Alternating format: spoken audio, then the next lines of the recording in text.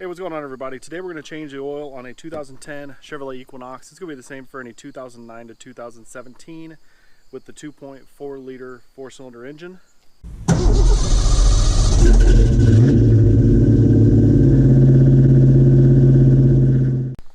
Alright, for this you're obviously going to need 5 quarts of oil. It takes 5W30 Dexos, a cartridge oil filter, a 3/8 drive ratchet, a 32mm socket, a swivel, a long 3/8 extension, a 15mm socket, a funnel, some ramps, or you could use a jack and jack stands, and an oil drain. Alright, the first thing you'll want to do is put it up on jack or jack stands or your ramps.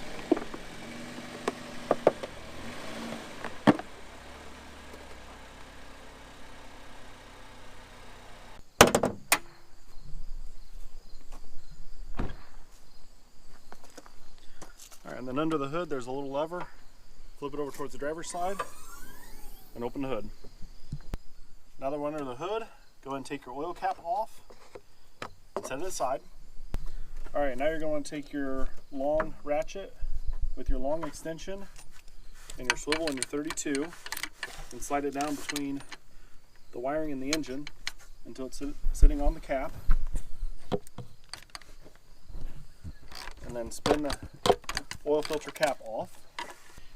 All right, once your filter cap is loose, I take the dipstick, just kind of move it out of the way. You're not going to hurt it by bending it like that. And then lift this up slowly, let some of the oil drain down into the opening. Then we'll take it out and put it in the drain pan. All right, now we're underneath the vehicle. The drain plug is a 15mm, so we'll take our socket and ratchet. And once you break it free, it should spin out by hand. Make sure you got your drain pan underneath.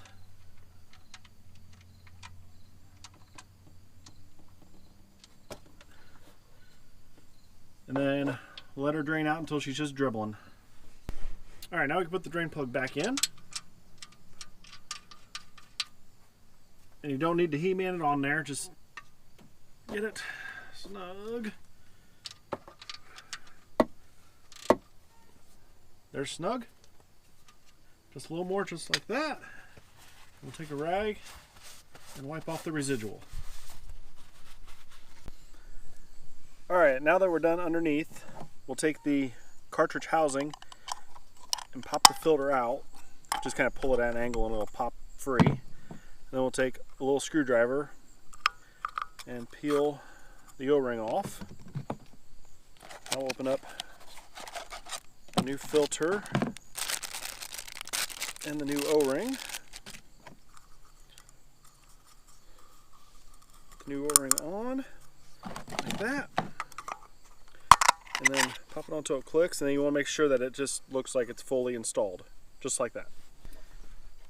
Alright, now back under the hood, we'll take the oil filter and housing, slide it down in the opening in the motor, and you should be able to spin it down to the O-ring by hand. If it doesn't want to start, don't force it because the filter may not be square. Then we'll take our ratchet,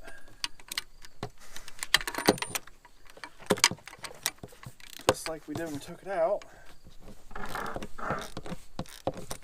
and just work on getting her all the way seated.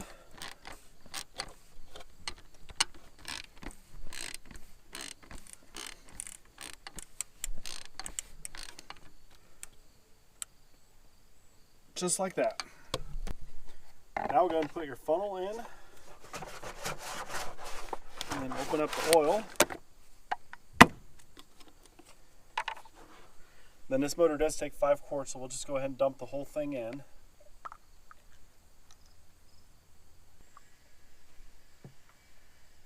Just like that. Finally, we'll take the funnel out, put the cap back on.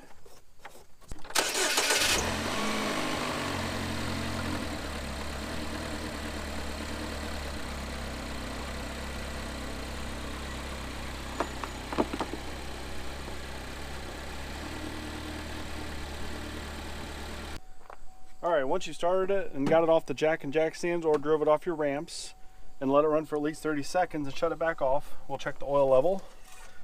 Pull the dipstick out, just wipe it off. Then we'll slide it back down all the way. Pull it out. Then we'll check it, and it is a little low, so we need to add some oil. All right, we added about a half a quart. Now you can see it's up in the top hash marks, which is a full oil level. All right, finally, put a new oil change sticker in the windshield. And then we'll turn the key on. Listen to the lovely ding.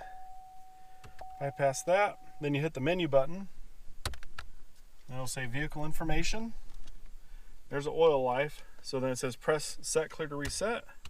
We hit it. Scroll up. Yes. Oil life is reset.